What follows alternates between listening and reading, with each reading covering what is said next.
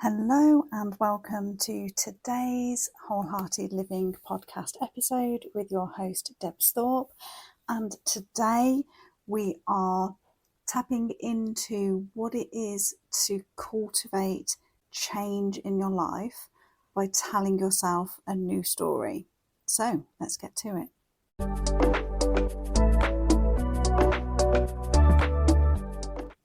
So I speak quite a bit about change, and you'll hear quite a lot of that as we go throughout various podcast episodes, because we can't escape change when we are on this path of desiring a wholehearted life by which we live fully and freely and, more and more as our authentic self.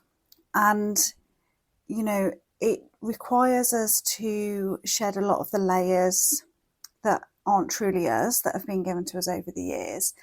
And in order to do that and follow the process of becoming more and more ourselves, there is inevitably going to be some change. Now, I've spoken in a previous episode about how that change has to begin within. And so a lot of the changes, particularly in the beginning, will be around your own inner world.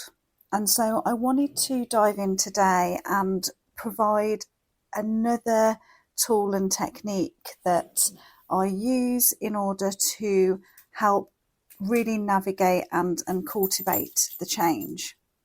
So we have this part of the brain called the reticular activating cortex, and I equate this to be like the soldier of the brain. Okay, so it is the part of the brain that is designed to go and seek the answers to the questions that you give it. It literally follows the order that's coming from the brain. So, I equate this part to be like the soldier, where the soldier receives its command from its commanding officer and it just carries out that command. Like, it's not thinking about whether this is a good idea or whether this is relevant or whether this is the best course of action. It is literally just following out that command. And that's what this part of the brain does. So you can hopefully already begin to see from thinking about it in these terms that part of the brain just does as it's told. So it's only ever going to find evidence or find any information as good as the command that it has been given. Okay, so another context that you might be more familiar with this part of the brain is when you are looking at, say, purchasing a new car. Maybe you've narrowed it down to the sort of car that you'd like, or, make and model or colour even, and you suddenly begin to notice more and more of those types of cars just as you're walking around or as you're driving around.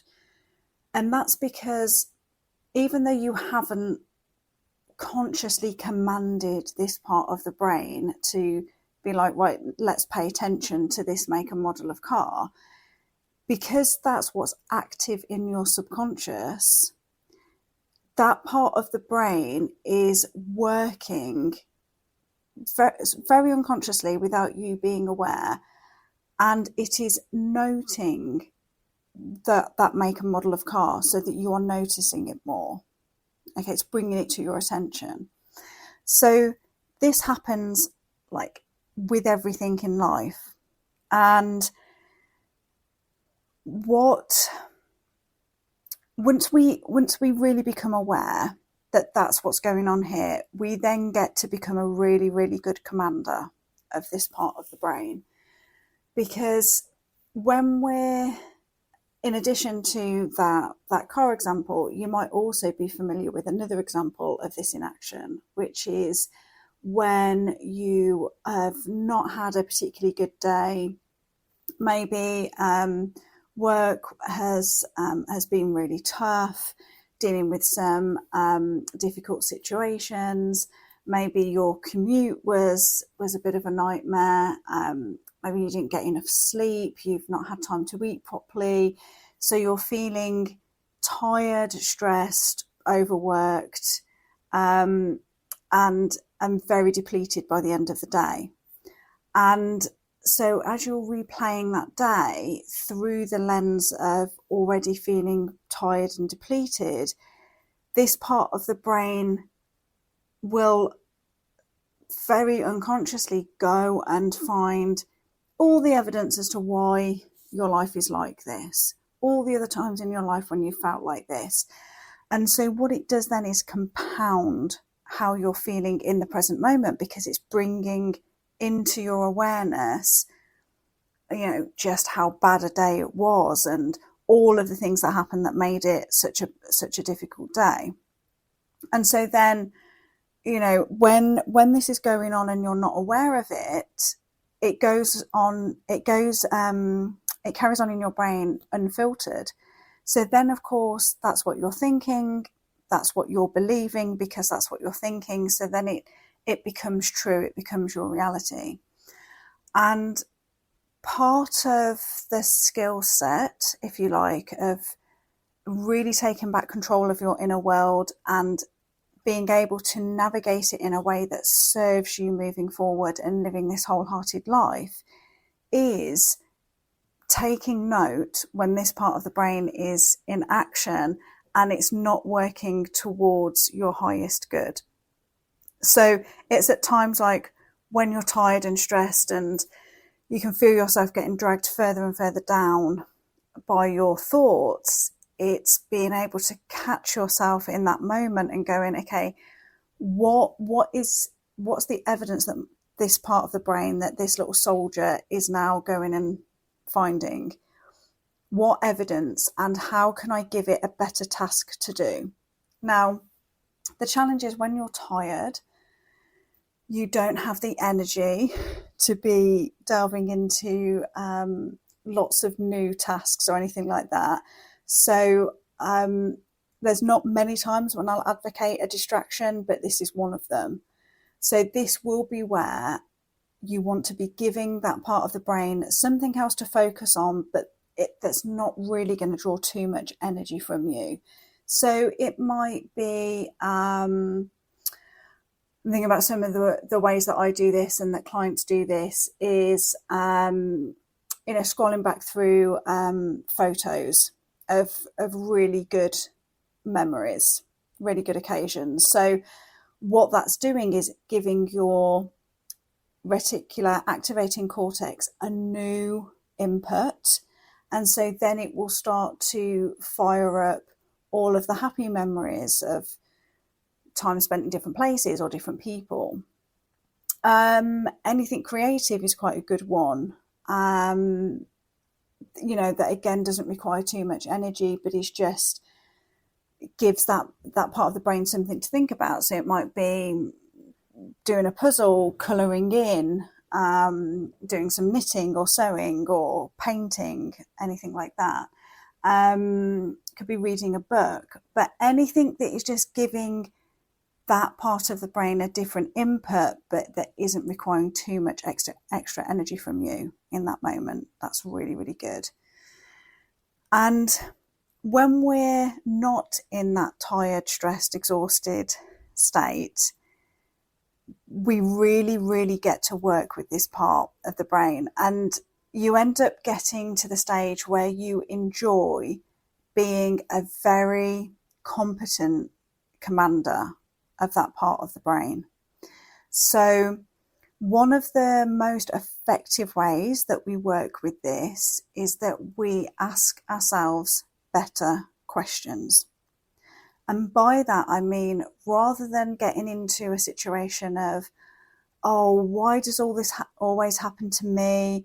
Why is it that it's not possible? oh, everyone else can live out their dreams, but I can't. Why is that? You can see where when we're asking ourselves questions like this, that soldier's just going to go off and it's just going to go and try and find the answers. Doesn't mean that they're true. It doesn't mean that they're even relevant. It's trying to do its job, right? It's trying to find the answer and the solution for you. So we have to get better at asking ourselves better questions. So we get to rephrase those questions in a way that would be more like, oh, I'd love to be reminded right now of all the times in my life when it's worked out for me. How is it that life always has a way of working out for me? What is it that makes me feel so loved and cherished in the world?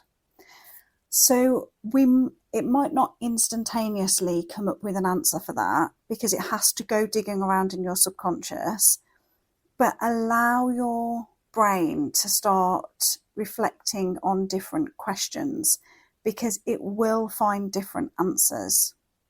And that's a really, really amazing process to go through. So a really good way of doing this is either like writing down a question or just thinking about a question before you go to sleep at night, and then just allowing that to process in your subconscious all night for you to wake up with the answers or in a very different place in the morning. So asking yourself better questions.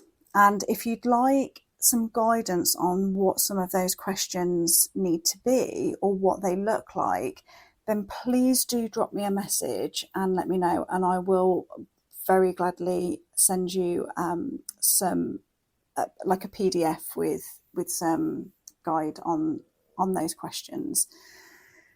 So that's one way. Another way is by telling yourself a new story. So we can find that we get caught up in telling ourselves the same story and it just becomes a habit. So, some of the stories that I work a lot with different clients is around needing to sacrifice and work really, really hard for what they want in life. So then their whole life then gets kind of is seen through the filter of that belief, of that story. And so what our brain is very good at, certainly our conscious brain, is good at channeling down our experiences in life to fit the current beliefs and stories we're telling ourselves. And so if we want our life to be something different, so I'll use this example because it's one that I've personally worked with, is, I'm always at the bottom of the list, and, everyone else's needs are far more important than mine. And, I've got to work really, really hard for everything I want in life. So these were some of the stories and beliefs that I held for a very, very long time. And so when I started moving into this more wholehearted life of wanting to experience much more freedom and joy and just being able to have more fun and be able to live life more on my terms, I had to start shifting these beliefs and stories. And so what I started to do was I wrote down all of the present beliefs and stories I was telling myself about who I am, what my life is, and then I wrote down what I would like them to be. So for my beliefs, it was I enjoy prioritizing my own needs, and when I do that, everyone benefits. I enjoy working for the things that I'm passionate about, but that doesn't mean I have to sacrifice my own well-being to do so. So I started to really connect with what I want these beliefs to be. And then I started to tell myself a new story around those beliefs. So I really started to integrate what that actually means, what that would actually look like in my life. Because it's, all of this work, everything that I'm guiding you through, is to get us beyond just knowing something to actually embodying it. And one way that we do that is we concrete it down into our lived experience. So I wrote down the new beliefs, and then from there it was like, okay, so what would that actually look like in my life? And one of the first seemingly quite subtle changes that I made was really leaning into the fact that I am an early bird. I am a morning person, and I knew that I do my best work first thing. However, I would very often just get up and get started with my day, and before I knew it, I was on, working, serving everybody else first.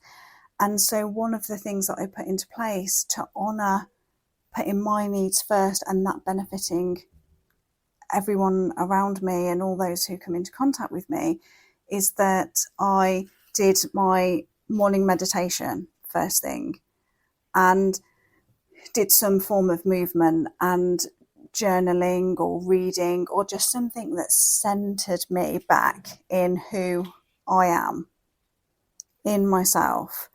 And, we're literally talking 5 or 10 minutes some mornings, but that was not only was I reaffirming that new belief of putting myself first is of benefit to everybody, but I was then living it. So then I had some evidence to back that up, because by starting the day and centering myself and being able to really connect with myself, of course, meant that I showed up differently throughout the rest of the day. I was more centered and more myself as I went through the day. So then that becomes more and more evidence that your reticular activating cortex can then draw upon when you're seeking some evidence for these new beliefs. So hopefully throughout that process, you can see how all of this slots together when it comes to actually cultivating change in your life. I will always talk about how we learn this information so we know it, and then how we translate that into action and into practice. So my invitation to you after this episode is to contact me and request the questions that are really good to begin to ask yourself, to start to shift and become aware and really utilize that reticular activating cortex, your little soldier in your brain, how you become a good commander of him or her. So that's one thing to do. The other thing is to just write a list of some of the beliefs and the stories that you tell yourself that you're aware of, and next to those, write what you would like them to be. Now, you're obviously not going to want to change all of your beliefs and stories, but the ones that you would like to shift slightly, begin to write out what you would like them to be, and then allow that to become some actionable point in your life. Whether that's, we're talking about one small habit change here. So don't seek to do it all at once, all at the same time, but just pick one thing that you think, actually, I really could make that tangible in my life right now, and pick that and action that. And then that becomes a really nice self-fulfilling cycle that you can be in. So do let me know how you get on with that this week, and whether you find the soldier and the commander a really useful way of seeing this part of the brain. And I very much look forward to connecting with you in the next episode. Bye for now.